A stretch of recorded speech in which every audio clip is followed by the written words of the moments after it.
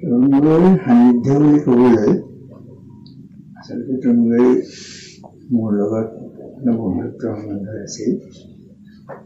আমি একেলগে পঢ়া বুলি ক'ব পাৰি, যদিও মই বয়সৰ তেখেতৰ সামান্য 2 বছৰমানৰ ছিনিয়ৰ আছিলোঁ, কিন্তু পঢ়া সময়ত আমাৰ সেইফালৰ পৰা এটা বন্ধুত্ব সম্বন্ধ এটা আছিল। ৰাজনীতি এজন ব্যক্তি হিচাপে তৰুণগড়ক মই যিমান জানো তাতোকৈ তেখেতৰ এজন সৰল বন্ধু হিচাপে মই বেছি আছিল।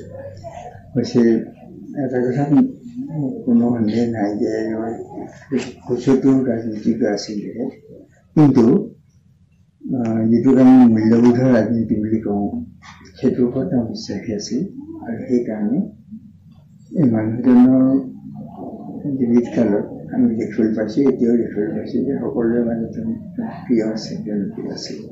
গতিকে অসমৰ ৰাজনীতিৰ ক্ষেত্ৰত বা সামগ্ৰিকভাৱে যদি আমি চাওঁ, বৰ্তমান যি ৰাজনীতি দেশে বিদেশে হৈছে, সেই ক্ষেত্ৰত তৰুণগড় অকণমান ব্যতিক্ৰম আছিল, বেলেগ আছিল।